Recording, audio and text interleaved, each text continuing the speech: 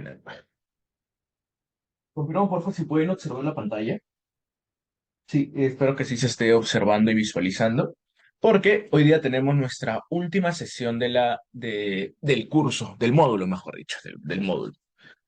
Esta tarde, o bueno, perdón, este día, esta mañana vamos a tener un curso, o mejor dicho, una sesión muy, muy interesante y más práctica. El día de hoy sí vamos a estar abarcando SPSS, porque vamos a estar viendo el tema de esta mañana, ¿no?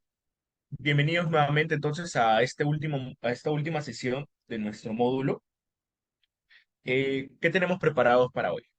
A ver, en primer lugar, lo que tenemos preparado para esta mañana son esos puntos en sí.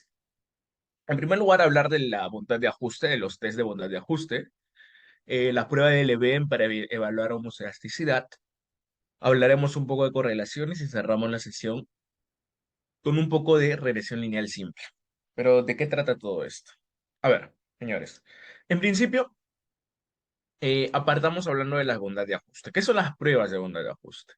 A ver, lo que hemos estado viendo hasta la fecha eran unas cuestiones bien teóricas, pero yo como les comenté, la inferencia estadística se parte en dos vertientes, la estadística paramétrica y la no paramétrica, donde la estadística paramétrica va a seguir supuestos, dos supuestos más importantes, el supuesto de la normalidad y el supuesto de la homogeneidad de varianzas, o también llamada homocedasticidad. Entonces, ¿cómo nosotros podemos evaluar si un conjunto de datos, si homogeneidad de varianzas? Bueno, sencillo, a través de las pruebas de bondad de ajuste. Con las pruebas de bondad de ajuste es donde podemos determinar ello. ¿Qué son las pruebas de bondad de ajuste? Son herramientas estadísticas que evalúan cómo de bien se ajustan los datos observados a un modelo teórico esperado, una función de densidad o un modelo probabilístico. O sea, nosotros vamos a tener un conjunto de datos, señores, ¿vale? Y queremos saber si esos datos se ajustan o no a algún tipo de distribución, que puede ser una distribución exponencial, una distribución Poisson, una distribución binomial, o en todo caso, una distribución que es lo más normal, lo más común observar, la distribución normal. O sea, cuando hacemos pruebas de bondad de ajuste, en la mayoría de veces buscamos si se cumplen o no los supuestos de normalidad. ¿Bien? Entonces, ¿qué más tenemos? Bien, entonces esa es la cuestión con con las pruebas de bondad de ajustes. Con las pruebas de bondad de ajustes. eh, Son utilizadas para verificar la adecuación a modelos teóricos en diversas áreas, como la biología, la economía y las ciencias sociales. O sea, nosotros tenemos una muestra y queremos observar si esta muestra se ajusta a una distribución Poisson, a una exponencial, o quizás a una distribución uniforme, o tal vez una distribución normal. Queremos contestar la pregunta de ¿sigue o no sigue una distribución normal? ¿Vale? Y eso vamos a poder observar con las pruebas de bondad de ajuste.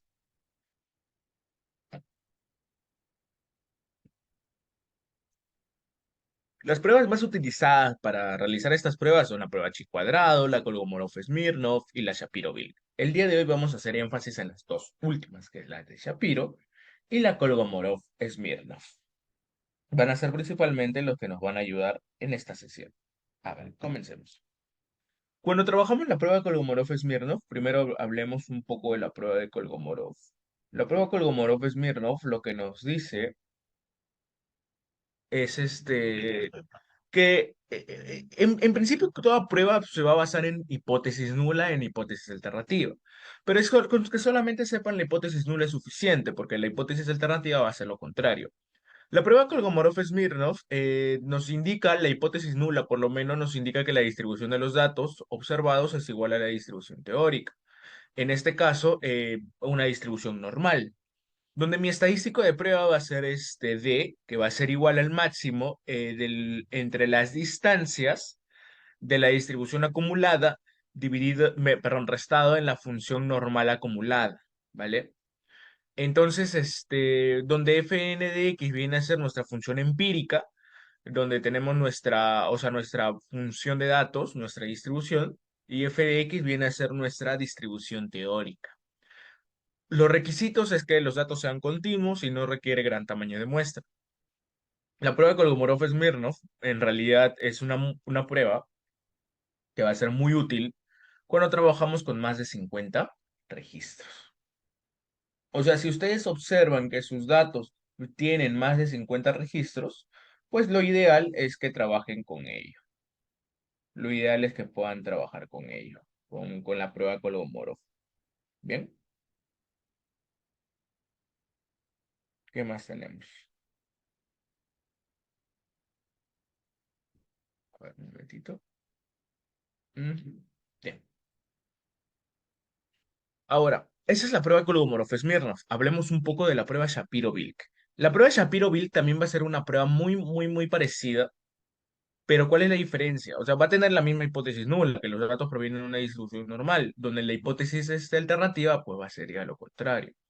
El estadístico de prueba en este caso vendría a ser W, ¿vale?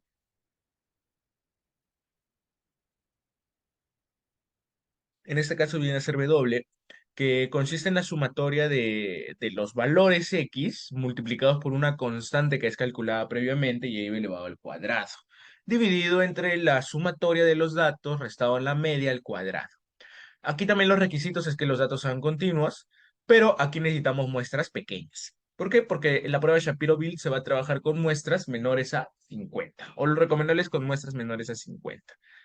Vemos el primer caso de aplicación para poder pasar a nuestro SPSS. Una empresa de comercio electrónico desea evaluar si los tiempos de entrega de sus pedidos siguen una distribución normal.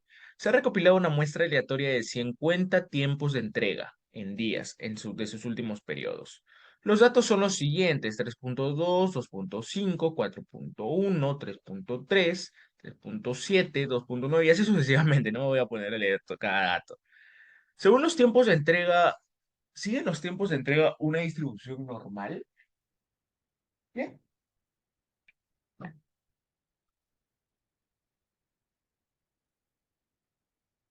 Voy a dejar de compartir porque voy a compartir ahora toda mi pantalla. A ver, pero un momento, creo que tengo el archivo Excel, el caso uno. Genial, sí, sí lo tengo. Bien, voy a enviar ahorita por este medio, por Zoom, el archivo que vamos a hacer hoy día.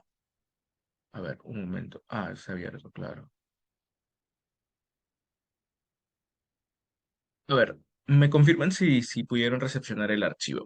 A ver, señores, documentos, pantalla, pantalla. Bien, entonces, yo lo que les he enviado es este archivo, sesión 5, que contiene los 7 casos que vamos a ver esta mañana. Los 7 casos que vamos a ver con nuestro programa SPSS. Justo ahorita voy a abrir mi aplicación. Esperamos un momento que cargue. Un momentito.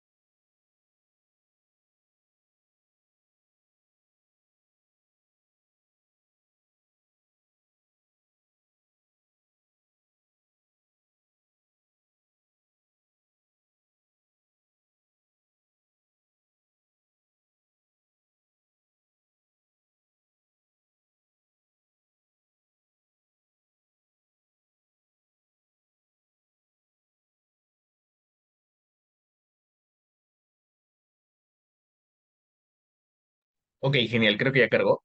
A ver. Sí, ya cargó. Bien. Entonces lo que vamos a hacer es abrir nos vamos a la sección archivos, nos vamos a abrir datos. Y aquí vamos a buscar nuestro archivo, ¿vale? Nuestro archivo, ¿dónde está? Eh, Bien. Aquí entonces lo que vamos a hacer es buscar nuestros casos de aplicación, sesión 5, ¿vale? Y nos va a salir esto del archivo Excel. En este caso, como tenemos 7 hojas, pero el caso uno es el primero, el que queremos evaluar, abrimos solamente la hoja de trabajo caso uno. Lo vamos a aceptar. Y ahí se cargaron todos los datos. Voy a quitarle los decimales, no me gusta que haya demasiados decimales, lo voy a dejar en Un decimal creo que se está trabajando. Ajá, con un decimal es suficiente. Sí, con un decimal es suficiente. Bien, señores, ahora qué toca. Sencillo. Una vez que ustedes ya realizaron esto, nos vamos a la sección de analizar y nos vamos a la sección de estadísticos descriptivos. Perdón. Claro, nos vamos a analizar, perdón, y nos vamos a la sección de estadísticos descriptivos, tablas cruzadas. No, tablas cruzadas. Era, a ver, un momento. Eran datos, analizar, estadísticos descriptivos, explorar. Perdón. Analizar, estadísticos descriptivos y explorar. Ajá. Aquí lo que ustedes van a seleccionar, señores, lo que ustedes van a seleccionar es tiempo de entrega y lo van a colocar acá, en lista de dependientes, en lista de dependientes. Luego van a ir a la sección de gráficos y aquí tienen gráficos de normalidad con pruebas. Descriptivos no seleccionen ni tallos ni hojas y en diagrama de cajas pues ninguno, quiero eso. Continuar. En estadísticos pues, a ver, los descriptivos sirve con su intervalo de confianza y no vamos a aceptar. Y ahí tenemos entonces el resumen de procesamiento de datos. Y aquí tenemos los descriptivos, ¿no? Tenemos, por ejemplo, que la media es de 3.368.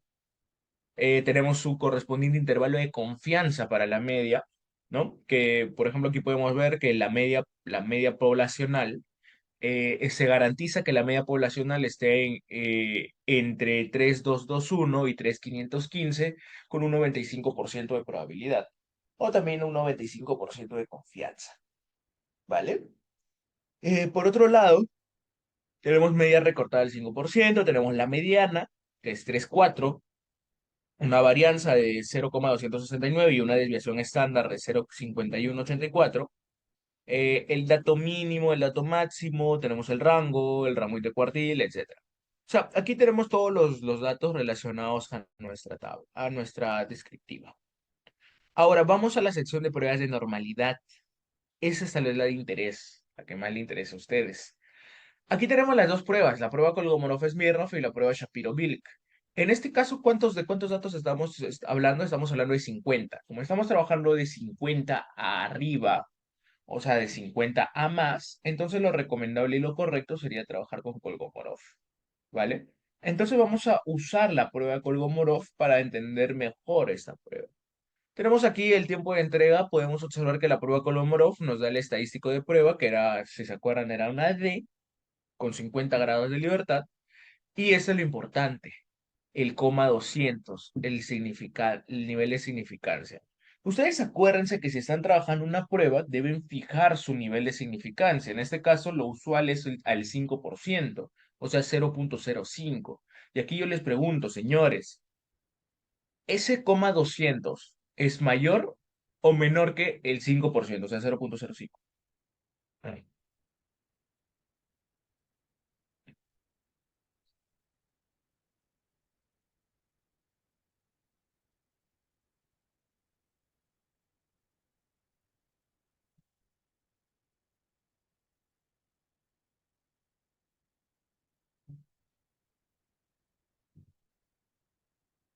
Ay, ¿qué dicen ustedes? ¿Qué dicen en los comentarios? A ver. Mayor, efectivamente. Entonces, ustedes acuérdense muy bien de lo que yo les comenté en una de las sesiones. Señores, es importante esto. ¿Qué cosa es importante?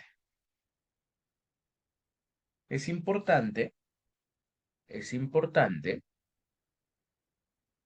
que cuando ustedes fijen, o sea, ustedes tienen su prueba de normalidad, su prueba, cualquier prueba estadística, ¿vale? Esa prueba puede tomar dos puntos, dos rumbos. ¿Cuáles? ¿Cuáles, docente? Puede tomar dos puntos. La hipótesis nula o la hipótesis alternativa, ¿vale? Ustedes acuérdense que van a aceptar la hipótesis nula si el p-valor que a ustedes les sale es mayor o igual que el nivel de significancia que ustedes fijen. Y si es menor, pues aceptan la hipótesis alternativa y rechazan la nula. Y usualmente el nivel de significancia casi siempre se fija al 0.05%, o perdón, al 0.05, que es decir, el 5%, ¿vale? Entonces, en este caso, recuerden que en una prueba de normalidad, la hipótesis nula te indica que no, que sí hay normalidad. que no hay diferencias, justo ello que les comenté también, no hay diferencias entre la distribución de los datos y una distribución normal. Como los resultados salieron por encima del valor del 5%, entonces se dice que la prueba nos arrojó que sí hay normalidad de datos. Y aquí tienen la gráfica QQ, la QQ-plot. Esta gráfica es muy importante, sirve bastante. Ustedes lo que ven es aquí es una línea. Si ven que los puntos se ajustan de mejor forma a la línea, o sea, vemos que siguen, o sea, es como que se ajustan a la línea, entonces sí, hay más tendencia a una normalidad. Y otra cuestión diferente sería, por ejemplo, que se trabaje algo así, o sea, donde haya puntos dispersos, entonces eso me ayuda. Ahora, otra gráfica que también va a ser muy importante para evaluar la normalidad es pues el clásico histograma. Y seleccionamos nuestro histograma, generamos el tiempo de entrega y le damos simplemente a aceptar. Y vemos que en efecto, al parecer sí algo llamado una distribución normal, pero podemos observar que a medida que nos vamos alejando, pues hay menos frecuencias y en el medio pues encontramos mayores frecuencias. Le doy su curva de normalidad y vemos que sí hay grado de ajuste, ¿vale? Entonces, eso es lo que ustedes pueden encontrar aquí, ¿vale? Entonces, los datos sí se ajustan a una distribución normal. Señores, ¿estamos de acuerdo hasta aquí? ¿Hay alguna consulta? ¿Habrá alguna pregunta? Con confianza, por favor. No hay ningún problema.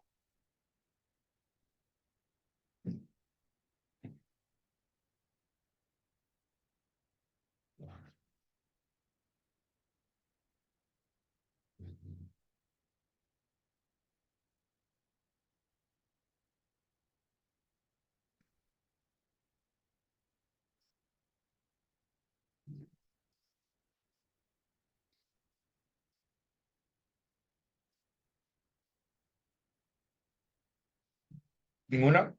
No, no hay problema. Ah, a ver, creo que sí hay. Es obligatorio realizar pruebas de norma. Depende de tu objetivo y depende de los datos que tengas. Por ejemplo, y si te comento. A ver, si tú tienes datos categóricos, o sea, le hace datos, no, incluso las Likert sí se recomienda que paguen. A ver, por ejemplo, si tú tienes una opción, ¿no? Donde la pregunta es cuál es su estado civil o cuál es su nivel de educación, pues ahí no sería para nada necesario realizar una prueba de normalidad.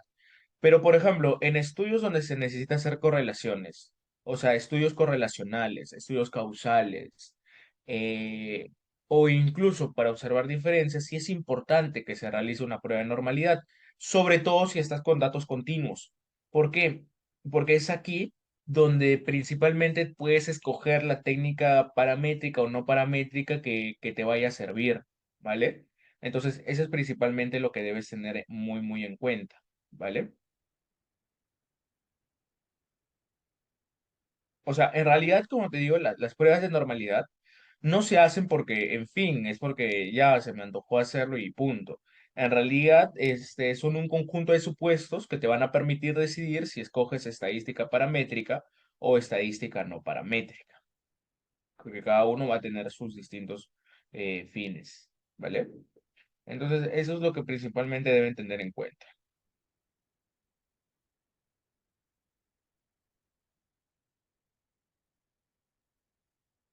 Bien, bien, perfecto, perfecto. Bien, a ver un momento. Ujú. Bien, tenemos aquí el caso 2. Tenemos aquí el caso 2.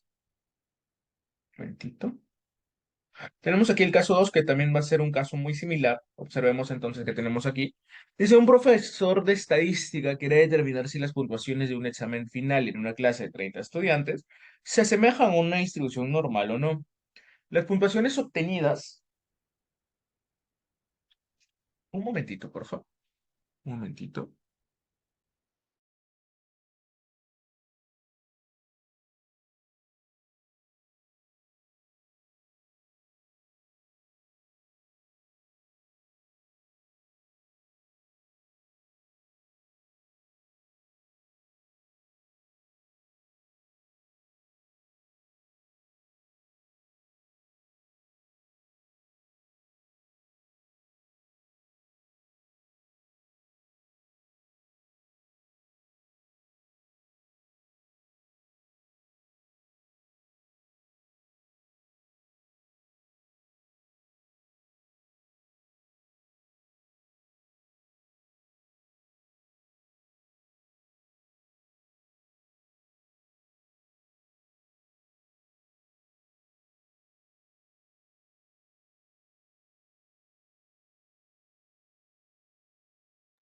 Bien, disculpen.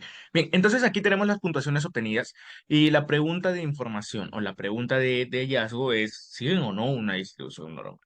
Entonces, veamos el caso 2. Ahí tenemos aquí nuestras calificaciones, ¿vale? Y hay que cargarlo. Lo vamos a abrir, datos, nuevamente el archivo Excel que estábamos trabajando, sesión 5. Acá le voy a abrir. Y aquí vamos observando, ¿no? ¿Cómo vamos? A ver, vamos aquí el caso 1 sería evaluar el caso 2, aceptar. De ahí están nuestras calificaciones. Nos vamos a, eh, en este caso, como estamos trabajando solamente 30 registros, bueno, ya saben cómo trabajarlo, nos vamos a estadísticos descriptivos, explorar, perdón, calificaciones va en lista de dependientes, nos vamos con estadísticos descriptivos, gráficos de selección. El histograma sí me puede servir, el histograma lo dejo. En diagrama de cajas ninguno, y en gráfico de normalidad comprueba sí. Y le voy a aceptar. Y ahí está. Se realiza la contabilización, son 30 datos, ¿no? Eh, tenemos aquí los datos observados, las descriptivos, donde podemos observar que la media es de 84 puntos, un buen promedio, donde el límite inferior está entre el 82,25 y el 85,88, o sea que hay un 95% de probabilidad de que nuestra media poblacional esté aquí. Bien. Disculpen. Y la mediana es 84,50, así sucesivamente. Bien, son más datos que tenemos ahí. La prueba de normalidad. Aquí está lo que les importa, quizás. El Komorov-Smirnov nos arroja un estadístico de prueba de 200, de 0,85, pero eso no deben mirar. Ustedes deben mirar acá. Significancia. Pregunta. El nivel de... pero verdad, olvidé. ¿Kolmogorov-Smirnov o Shapiro-Wilk? A ver, si son 30 datos, ¿qué escogen ustedes, señores? ¿Shapiro-Wilk o Kolmogorov-Smirnov?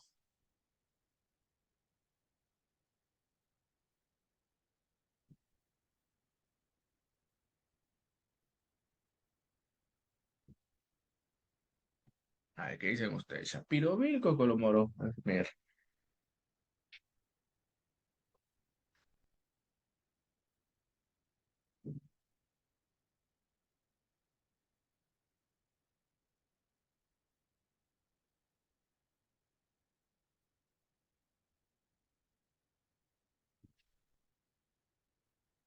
A ver. Shapiro, efectivamente, muy buena, excelente, bien, bien. Efectivamente, nosotros vamos a trabajar con la prueba Shapiro. La prueba Shapiro es la que nos va a servir aquí. ¿Por qué? Porque como son menos de 50 datos, o sea, estamos hablando de 30, pues aquí la prueba Shapiro es lo que realmente nos va a ayudar bastante.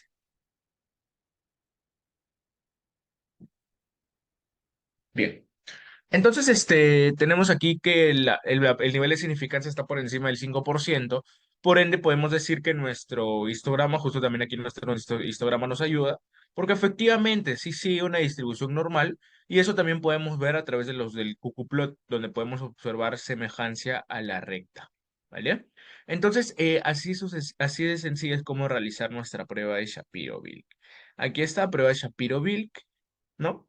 Con el gráfico QBplot, los datos se ajustan, los datos no se ajustan, como el p-valor es mayor, se conserva la hipótesis nula. Así de sencillo, señores, es como trabajamos esto. Bien, bien. Ahora, para cerrar esta parte de la bondad de ajuste, vamos a hablar un poco de la prueba Leven, que es otra prueba muy, muy útil.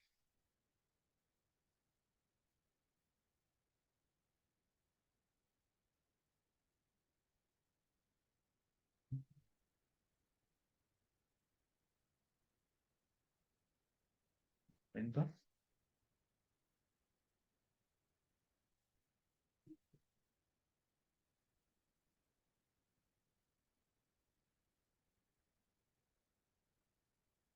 Bien. Entonces, veamos ahora la prueba de homogeneidad de varianzas. La prueba de homogeneidad de varianzas es otro de los supuestos que también nos ayuda y nos permite evaluar estos conceptos de normalidad. Bueno, no normalidad, sino que es uno de los supuestos para escoger una técnica estadística. La homogeneidad de varianza, señores, es un concepto clave en estadística, o sea, realmente es un concepto muy, muy clave, que implica que diferentes grupos comparados tienen varianzas iguales. Es también conocido como la homoceasticidad. ¿Vale? En principio lo que debemos observar en la homogeneidad de varianzas es, tenemos aquí nuestros datos desde x1 hasta xn, desde y1 hasta ym. En esencia, cuando nosotros tenemos los datos y tenemos agrupados por grupo, por ejemplo, a ver, aquí qué sucedió. Nosotros tenemos aquí los datos de hombres y los datos de mujeres, ¿vale? En los hombres x1, x2 hasta xn y en las mujeres pues y1 hasta ym. Pero al final pertenece a un mismo conjunto de datos, que puede ser que la edad, los pesos, los salarios, ¿por qué no? Los salarios. Eh, ya, en los salarios. Y tenemos ahí luego la varianza, o sea, la varianza que existe en el grupo de varones y la varianza en el grupo de mujeres deben ser iguales. A eso le llamamos homogeneidad de varianzas, que las varianzas no deben diferenciarse. ¿Y cómo podemos, pero en principio, por qué es importante? Porque es válido, permite validez para pruebas estadísticas, como cuáles, como la ANOVA, la regresión. ANOVA, regresión y ciertas técnicas estadísticas me piden y me molestan, o sea, me molestan con que tenga la homogeneidad de varianzas, porque sí debo tener la homogeneidad de varianzas para poder aplicar esas técnicas, ¿vale? O por lo menos para darle legitimidad, por así decirlo. Bien. Entonces, precisión en la estimación influye en la precisión de los intervalos de confianza y las pruebas hipótesis. Porque también o sea, es importante,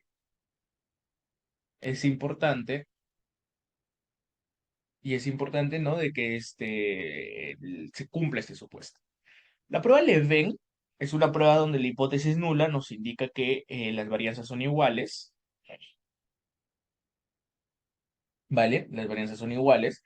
Y el procedimiento es calcular la desviación respecto a la media del grupo y también analizar las desviaciones usando ANOVA.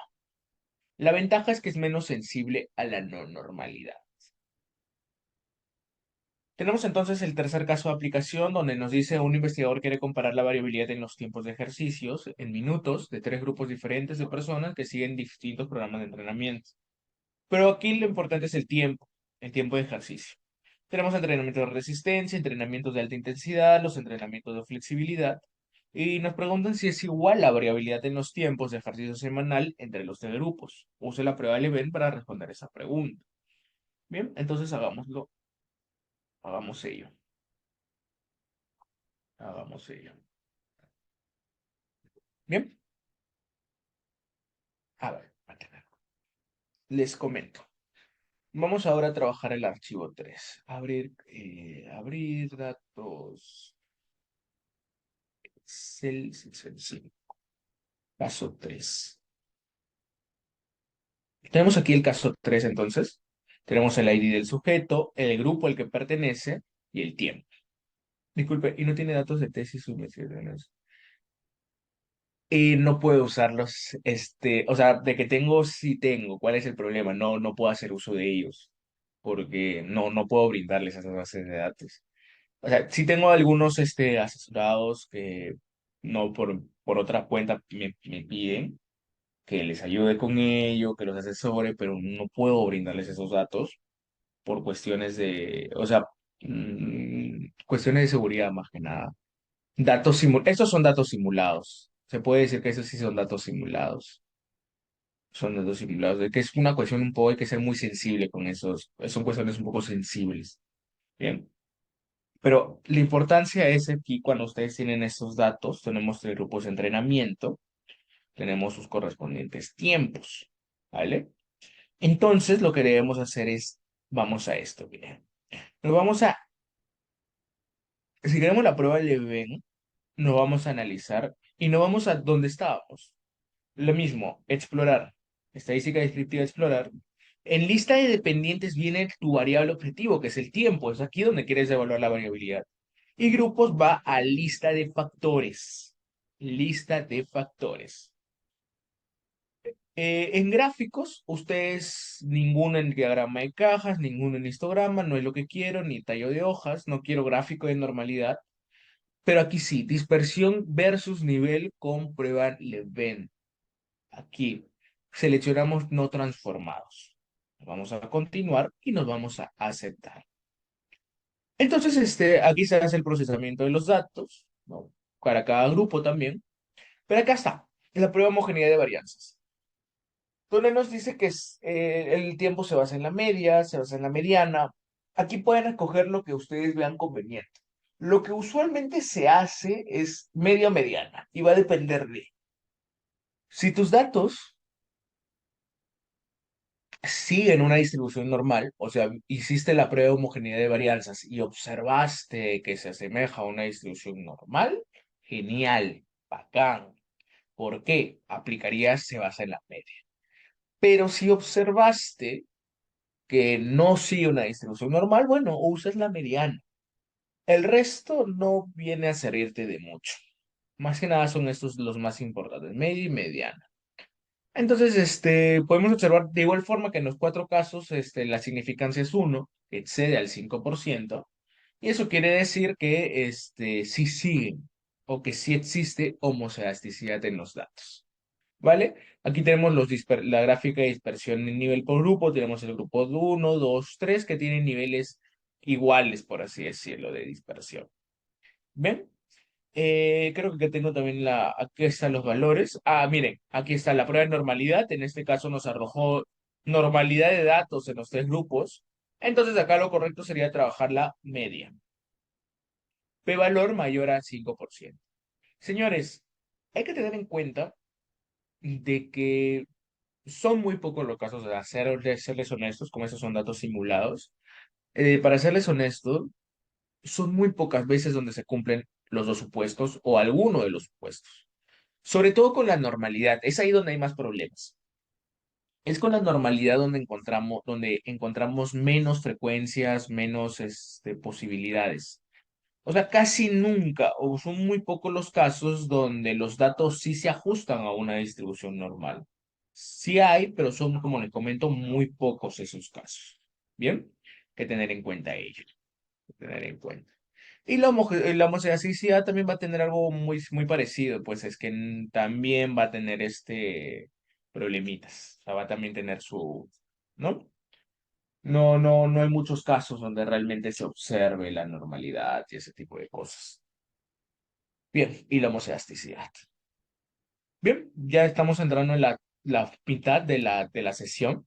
Vamos a darnos un pequeño break, señores, un pequeño break de 15 minutos y al regreso volvemos para trabajar ahora la última parte, correlaciones y regresión lineal simple, y con eso cerramos nuestra sesión, ¿vale? Vamos a un pequeño break, señores, volvemos en breve.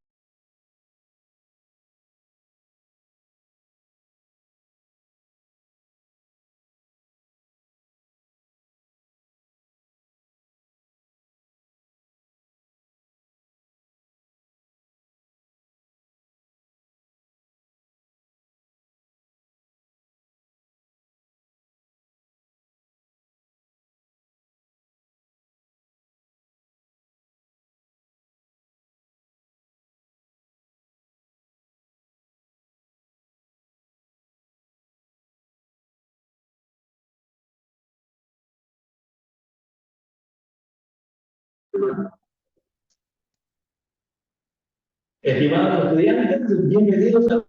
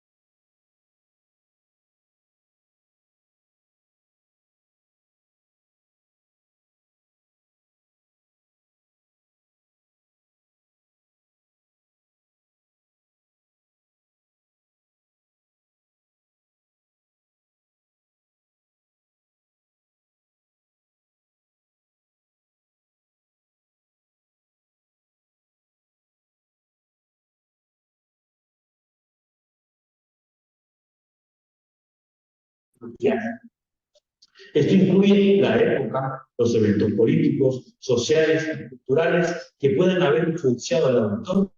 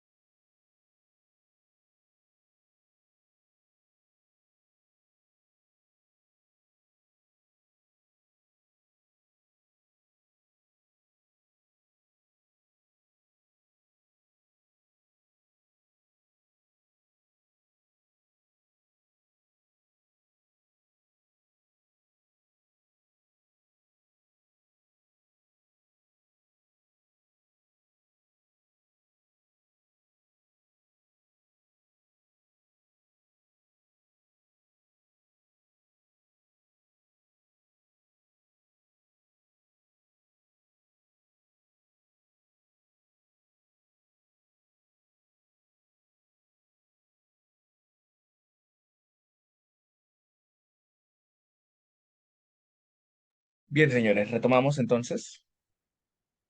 Vamos a volver. A ver. Entonces, lo que tenemos preparado para esta última parte son dos temas importantes, las correlaciones y la regresión lineal simple. Hablemos un poco de ello, ¿vale? A ver, veamos un momento. Un momento, por favor. Un momentito, un momentito.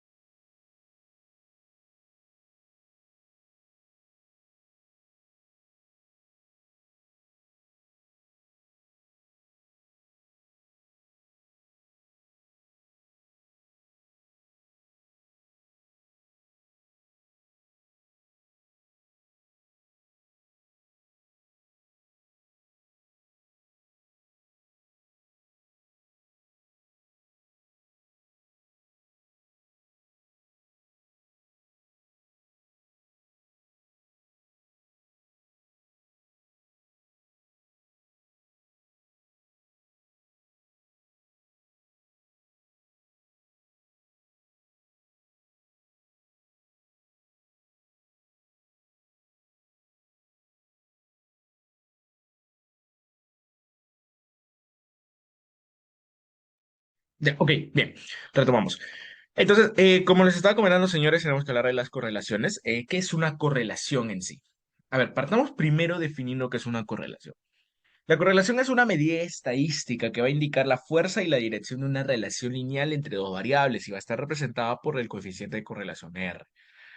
Principales tipos de correlación tenemos tres: la correlación Pearson, la correlación Spearman y la correlación Kendall. La correlación Kendall, y también existen otras correlaciones como la prueba de asociación chi cuadrado, etcétera.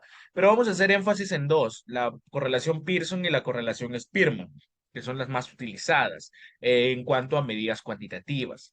¿Cuál va a ser la principal diferencia? A ver, hablemos un poco. La correlación de Pearson te va a ser útil. Van a aplicar ustedes correlación Pearson cuando garanticen que exista normalidad en los datos. En este caso, si queremos relacionar o correlacionar, mejor dicho, dos variables, pues estos datos deben ser continuos y por sobre todas las cosas deben ser normales. Ustedes ya saben cómo hacer una prueba de normalidad. Entonces, esa es la correlación Pearson. Eh, Busca medir la relación lineal entre dos variables continuas y el coeficiente R, que es el coeficiente de correlación R Pearson, está dada por la siguiente fórmula.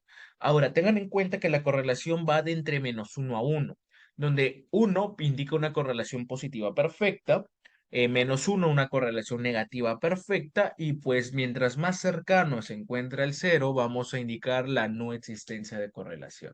¿Vale? Eso es ustedes lo que deben tener muy, muy en claro. Cuando ustedes observen que los datos se acerquen más al uno, estamos hablando de mayor tendencia positiva, una correlación positiva. Mientras más se acerque el -1, pues indica una correlación negativa. ¿Cómo es que eso? Una correlación positiva, señores, tenemos aquí los datos. Una correlación positiva es prácticamente a medida que vamos aumentando la variable X, la variable Y también va a aumentar. O sea, sería algo como esto de acá. Que como pueden observar, pues si yo trazo una línea de regresión, podemos observar una tendencia lineal hacia arriba. Esto le llamamos la correlación positiva perfecta. Una correlación negativa, señores, sería lo contrario, que a medida que voy aumentando la variable X, pues la variable Y va disminuyendo.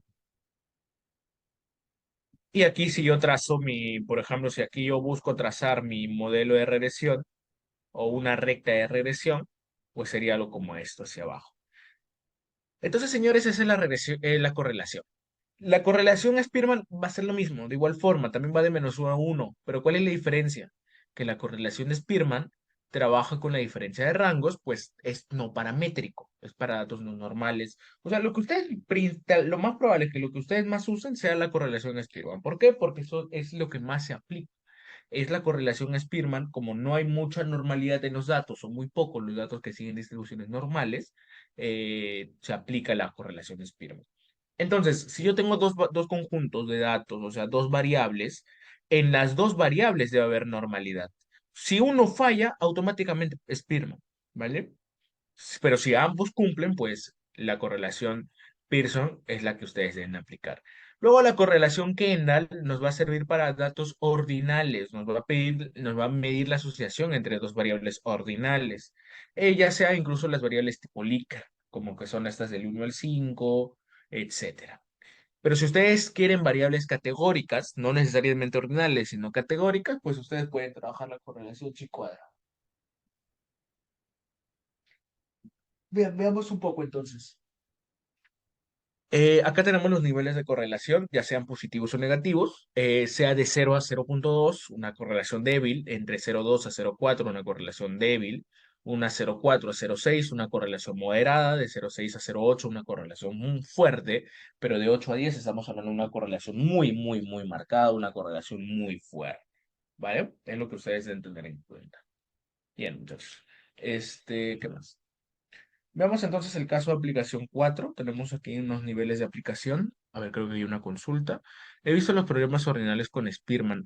Ya, depende. También se puede usar. O sea, la correlación Spearman te va a permitir trabajar ordinales y también te va a permitir trabajar continuos. Yo de preferencia te sugiero que la correlación, si trabajas Spearman, sea, por ejemplo, en el caso de los Likert. Likert del 1 al 5, puntuaciones del 1 al 10. Sí te recomiendo que apliques este Spearman, perdón, Spearman.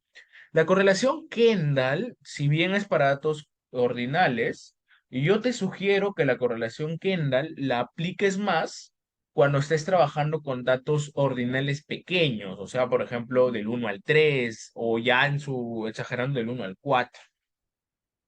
Cuando tienes de 5 para arriba, o como en ese caso te menciono las escalas Likert, te sugiero la correlación Spearman.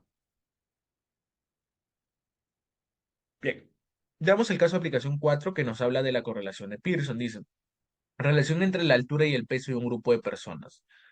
Se quiere investigar si existe una relación lineal entre la altura y el peso de un grupo de personas. Ok, no vamos a hacer el supuesto de normalidad, vamos a asumir que sí sigue normalidad de datos, solamente por fines didácticos, para no, porque si yo me ciño mucho a lo estricto, pues casi nunca vamos a aplicar Pearson, o va a ser muy difícil encontrar datos que sigan Pearson.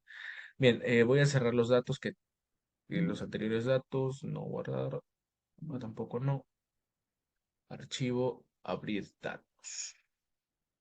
Bien, bueno, falta punto. Es el caso 4 si mal no recuerdo, ¿no? Sí, caso 4. Bien, tenemos aquí entonces 10 datos, son muy pocos en realidad. La correlación sí se ve más chévere cuando tenemos más datos. Entonces quiere correlacionar la altura y el peso. Pero miren esto, buscamos si es que existe una relación entre la altura, mayor peso. Entonces lo que yo quiero hacer es mi correlación, ¿no? Voy a analizar, busco la opción correlacionar y me voy a bivariadas.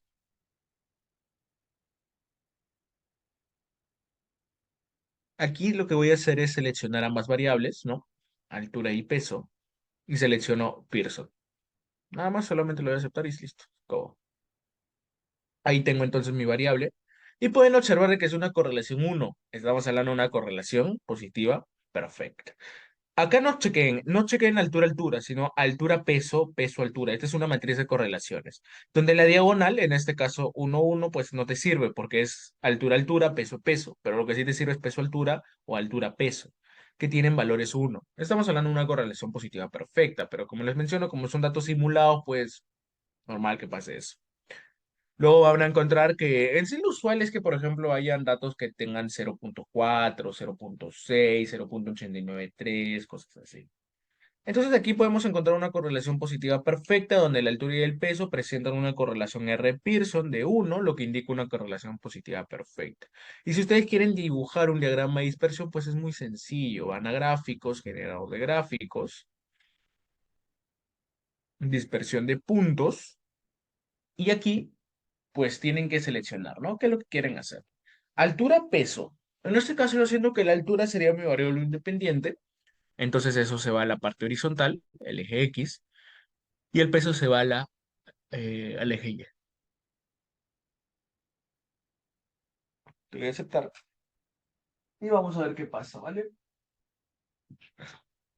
Vemos aquí entonces que efectivamente estamos hablando de una regresión, de una dispersión muy, muy, muy lineal, ¿no? Dispersión muy lineal.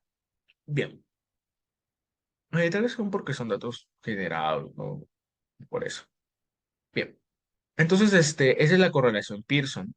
La correlación Spearman, acá está la relación entre aquí miren, en la correlación Spearman lo que deberemos ver es si existe una relación entre el rango de satisfacción del cliente y el rango de calidad del producto. Para eso tenemos el caso 5.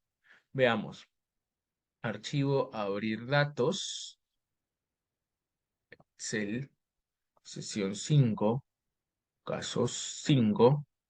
Y aquí nos dice si existe alguna relación entre la satisfacción y la calidad del producto. O sea, imaginamos nosotros que a mejor calidad de producto, pues estamos hablando de una mayor satisfacción, ¿no? Pero aquí lo que no me gusta es que los datos sean 1, 1, 2, 2, 3, 3. Ya, igual, vamos a darle. Lo que vamos a hacer, señores, entonces es irnos a analizar. Nos vamos a, nuevamente, correlacionar bivariadas y seleccionamos las variables que queremos correlacionar.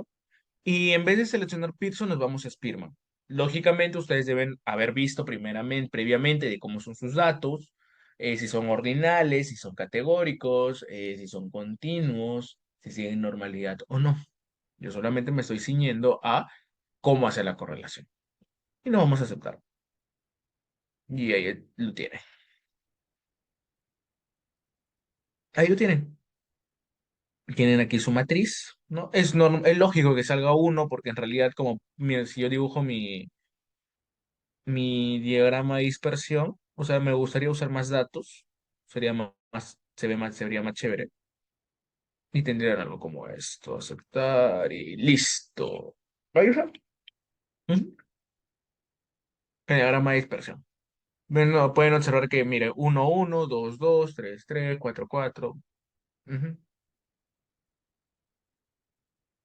Entonces, aquí podemos encontrar que nuestro coeficiente Rode-Spearman, porque así se le llama el Rode-Spearman, esto de acá, que en realidad viene a ser calidad. Ah, pero si se dan cuenta, algo que no me percaté aquí. Ah, no, pero está bien. No, sí, sí está bien. Rango de satisfacción y calidad de producto. Qué raro. Ah, claro, acá había volteado los datos. Ya, es normal. Es que aquí cuando generé estos datos, los había volteado, es por eso que está saliendo así, negativo. Pero no se preocupe. Entonces, existe una correlación. Miren, lo que he hecho prácticamente es hacer esto, miren. Modificar los datos. ¿Dónde está mi dato? Acá. En vez de hacer esto, lo coloqué, ¿no? 10, 9, 8, 7, 6, 5, 4, 5, 4, 3, 2, 1. Y lo que he hecho es mire. No vamos a analizar correlaciones bivariadas nuevamente. De ahí le sale -1, ¿no? Pueden observar que nos sale -1. Si generamos el gráfico,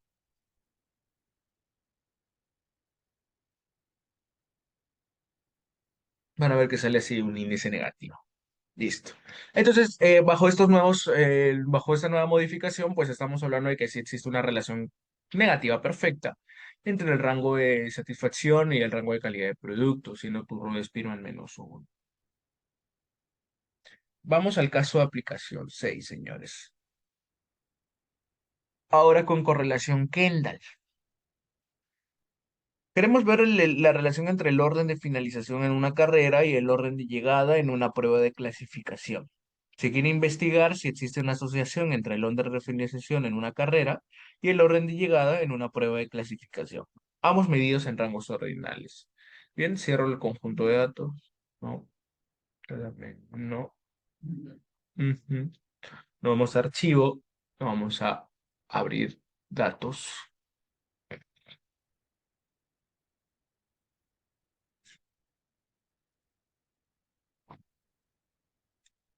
Aquí abrir datos.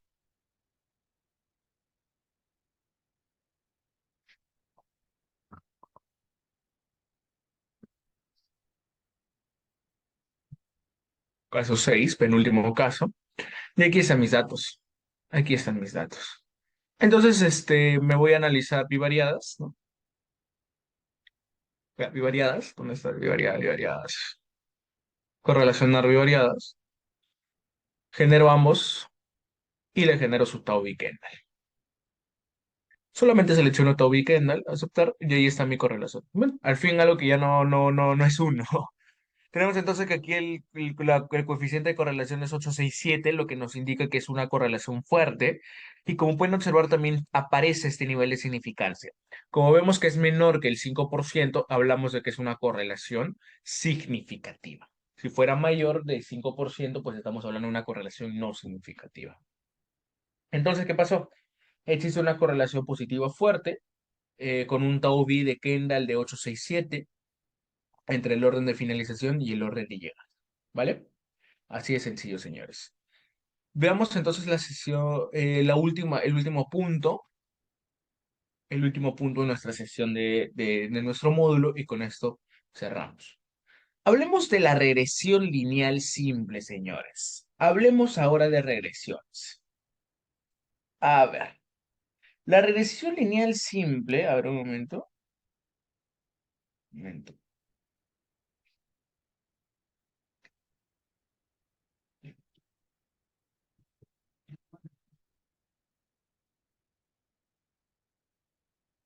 Un momentito, por favor.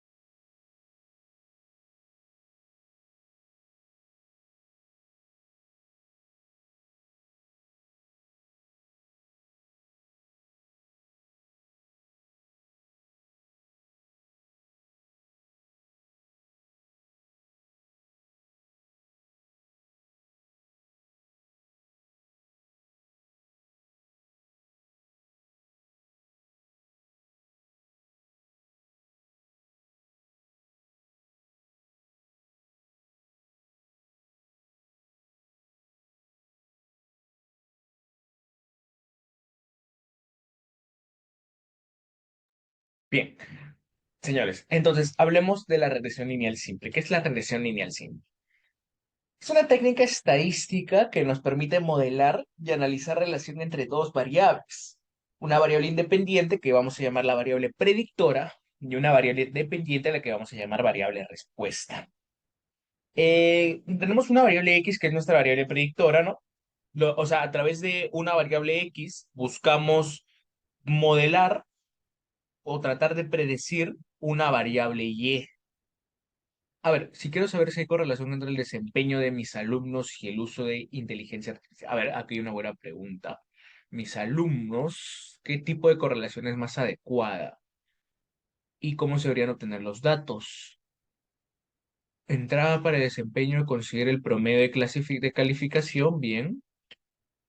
Pero no tengo claro cómo medir el uso de la IA. Ya.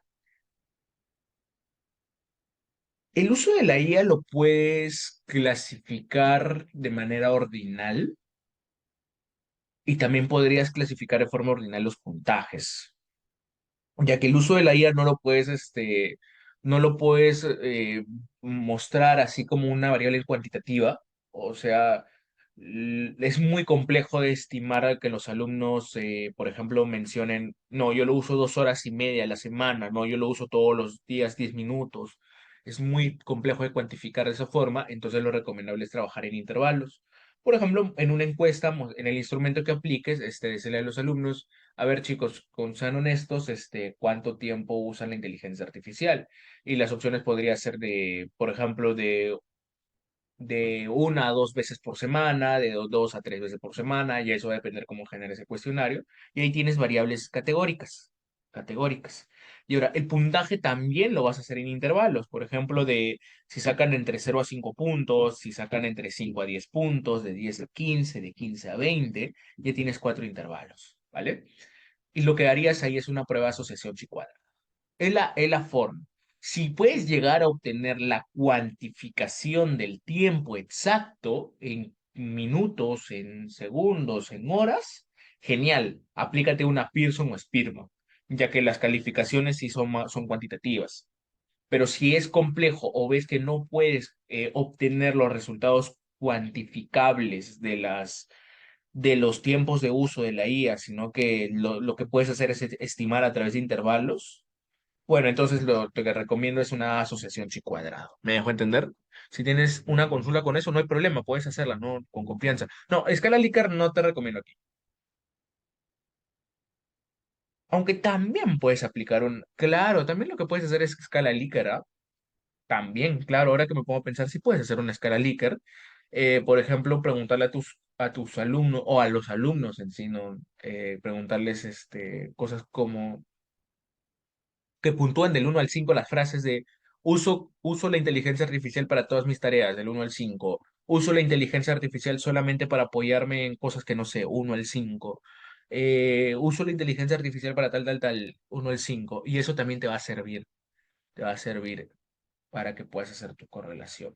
Igual te estarías trabajando una Spearman o una asociación chicuadra. ¿Vale? Puedes responder tu consulta. Si algo no quedó claro, dale, por favor, coméntalo para poder ayudar. Ah, ya, genial, genial. Bien. Entonces, eso es la regresión lineal simple, lo que les estaba comentando. Tengo una variable X y busco obtener una variable Y, predecir una variable Y. El modelo de regresión, la ecuación del modelo viene a ser mi Y, que viene a ser mi variable dependiente, va a ser igual a beta 0 más beta 1 multiplicado por la variable independiente más epsilon, que es el término de error. Es importante que ustedes, lo que ustedes van a tener es una ecuación de una recta, pero como pueden observar, ahí en sí los datos son puntos. Entonces, lo que nosotros buscamos con la regresión lineal es buscar una recta de tal suerte que se ajuste a los puntos. O sea, es como que la recta pase por todos los puntos sin doblarse, pero no es posible. Entonces, lo que busca es obtener el mínimo error. Ese es justo el modelo de estimación, el modelo de mínimos cuadrados.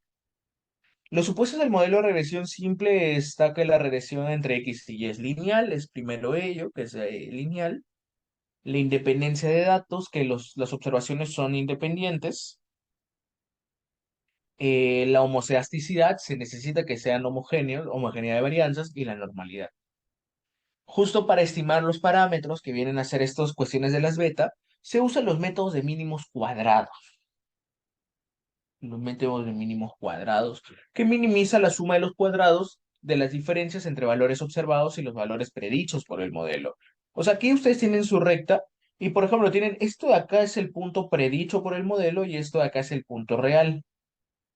Aquí hay una distancia entre estos valores. Bueno, lo que va a hacer esta recta es tratar de ajustarse a este punto de tal suerte que el error sea lo mínimo posible. Pero eso es para un punto. Ahora debe hacerlo para todos los puntos. Entonces, ¿qué se hace? Buscar la forma de tal suerte de que va a estar en la posición donde los errores sean lo mínimo posible. Ese es el método de mínimos cuadrados. Sum square. Sum square mínimo. Ujú. Ya. Donde tenemos aquí la fórmula para calcular beta 1 y beta 0, pues viene a ser lo que tiene ahí. Para evaluar la regresión, o sea, para determinar un poco el ajuste y la determinación, tienen el R cuadrado. Es aquí donde van a aplicar su R cuadrado y esto les va a servir bastante para determinar ¿no? Miden la proporción de la variabilidad de Y explicada por X, va de 0 a 1 y esta es su fórmula, ¿vale? Veamos el último caso de aplicación, donde nos dicen una empresa de productos relacionados electrónicos desea predecir sus ventas mensuales en función del gasto en publicidad. El equipo de marketing ha recopilado datos de los últimos 12 meses sobre el gasto en publicidad y las ventas correspondientes. Existe una relación en lineal entre el gasto en publicidad y las ventas mensuales, y es así como se puede utilizar. Bien, observemos entonces. Archivo, abrir datos.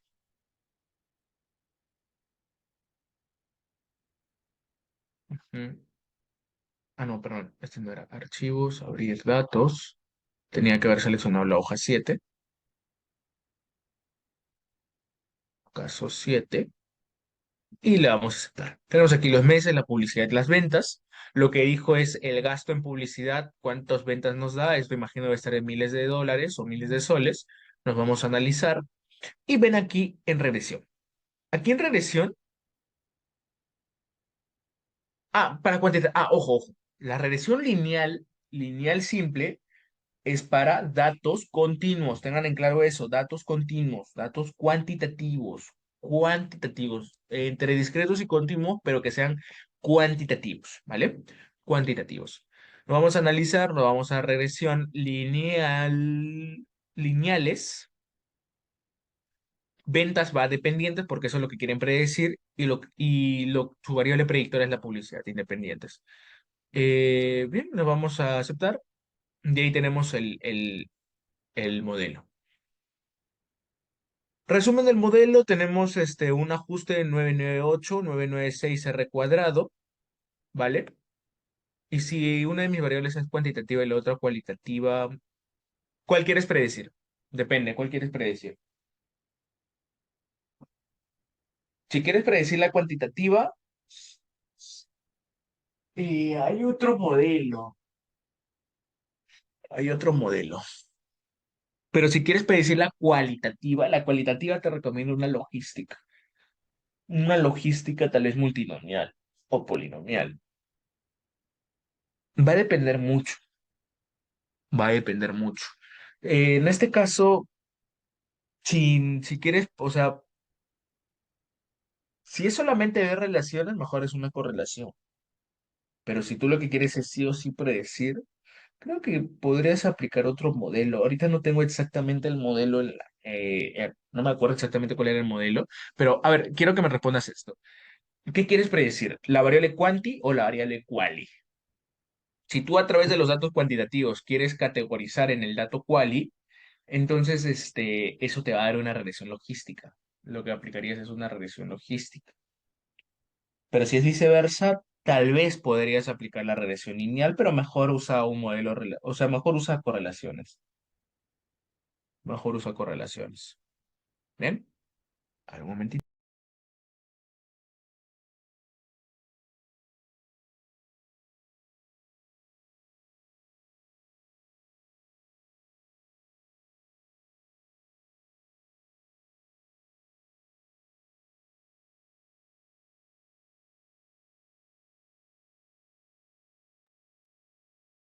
Si es correlaciones, chi cuadrado. Utilizarías mejor una chi cuadrado. Pero la cuantitativa, si vas a usar chi cuadrado, categorízalas. Categorízalas. O sea, en intervalos. Por ejemplo, si tus datos son del 0 al 100, pues aparte los intervalos, ¿no? De 0 a 10, de 10 a 20, de 20 a 30 y así sucesivamente. Entonces, Sí, pero si lo que buscan es relacionar y hacer un modelo con variables cuantitativas, la regresión lineal es es una opción. No la mejor, pero sirve. Tenemos aquí entonces que el ajuste es bueno. El R cuadrado nos da un ajuste bueno. Veamos el ANOVA. Principalmente este parte, 001, que nos indica que la regresión es fuerte. No, bueno, mejor dicho, que sí es significativa. Como es menor el 5%, hablamos de que sí es significativa. Y los coeficientes, pues bueno, tienen aquí los coeficientes. La constante viene a ser 468,586, o sea, sería algo como 468, más 7,995 multiplicado por x, más un término de error. Y si ustedes quieren ver la ecuación y la recta de regresión, pues van a aceptar, generan su diagrama de dispersión, publicidad eje X, ventas eje Y, aceptar, y aquí tienen su diagrama de dispersión, ¿no? Tienen aquí su diagrama de dispersión, y aquí le pueden dibujar su línea, ¿no? Con esta opción, aquí tienen la regresión lineal, y aquí también pueden observar la ecuación, donde en este caso, bueno, no se preocupen por ese 7, 11, 11. 15. En realidad, lo que sucede es que como lo comprime a un nivel, lo comprime a un nivel de científico, pues como que molesta eso, molesta, ¿vale? Pero no se preocupen mucho por eso. Y eso ya lo tienen aquí en la diapositiva. Entonces, ¿qué podemos encontrar aquí? En principio, acá también lo que he hecho es hacer tu prueba de normalidad. En este caso, vemos que si hay normalidad de datos, entonces genial, no hay problema. Como si hay normalidad, entonces bacán. Si hay normalidad. En las ventas también hay normalidad. Ojo, para poder hacer regresión lineal, tienen que ser ambas no significativas. O sea, quiere decir que ambas deben seguir una regresión, perdón, una distribución normal, si no falla. Y hay otros modelos no paramétricos, pero en realidad creo que ese PCS no cuenta con. Ahora, importante. Una vez realizado eso, también hay que observarle el grado de correlación. Por ejemplo, podemos observar que cuando hacemos nuestra correlación Pearson, porque son normales, vemos que hay significancia, es menor 5%, y vemos una correlación fuerte de 99,8 positivo. Entonces, simplemente dibujamos nuestro diagrama de dispersión y hacemos el modelo, donde encontramos el ajuste, que el modelo explica un 99,5% la variabilidad del monto obtenido en ventas, dado la inversión en publicidad, ¿no? Y tenemos aquí los coeficientes, donde los coeficientes vienen a ser, pues, 46856, 7995, ¿no? Entonces aquí tenemos la ecuación, tenemos el mismo gráfico y aquí tenemos la correspondiente ecuación. Sería, ¿no? La constante 469 más 796 multiplicado por x, y viene a ser la ecuación de regresión. Entonces, a medida que vamos aumentando el monto de inversión en publicidad, pues observamos que hay mayor ventas o hay mayor monto obtenido en ventas. Y eso es algo importante que tienen que tener en cuenta. Y señores, con eso concluimos la sesión de esta tarde, de esta mañana, y con eso cerramos el módulo de estadística aplicada a la investigación. Bien, ¿hay alguna consulta, señores? Aprovechemos este espacio para alguna consulta. Ir comentándoles la evaluación, lo tengo que estar colgando hoy o más tardar mañana por la noche, eh, para que puedan resolver. Estoy esperando aún que me den acceso a la plataforma de GEM para poder subir el material. Ni bien me lo den, lógicamente yo les voy a estar enviando, ¿no? Así que no se preocupen por ello. Yo lo voy a estar colgando. Y bueno, ¿no? El plazo, creo que el sistema me da una semana de plazo para la evaluación, así que normal. Igual si tienen algunas consultas, con total confianza pueden hacerlo. Señores, hasta este punto creo que aquí, ¿en qué caso se utiliza el R? No, el R cuadrado de por sí es una estadística que te da el modelo. Se pueden utilizar ambas, ojo. El R cuadrado y el R cuadrado ajustado, de preferencia se recomienda que se citen ambas, el R cuadrado y el R cuadrado ajustado, ¿vale? No es que solamente uso uno y el otro no se usa, no. Pues, se usa ambos de preferencia. Y como ves, no hay mucha diferencia, es solamente ni un punto porcentual, es 0,1 punto de diferencia. Bien, entonces si no hay consultas, señores, bueno, agradecerles por todo. Cuídense mucho, realmente un gusto haber sido parte de este curso, de haber podido darles, poder participar con ustedes, desearles el mejor de los éxitos y bueno, ahí tienen mis datos, cualquier cosita, si quieren comunicarse conmigo, algo pasó con la evaluación, tienen alguna consulta, con investigaciones propias incluso, por favor, siéntanse en total libertad de contactarme, no, no tengo problemas. Bien, cuídense mucho. eh, y cualquier cosa estamos conversando, chicos. Y bueno, el mejor de los éxitos y muchas gracias por confiar en GEM y espero les haya servido bastante este módulo. Bien, cuídense mucho, señores, y conmigo sería hasta una próxima oportunidad.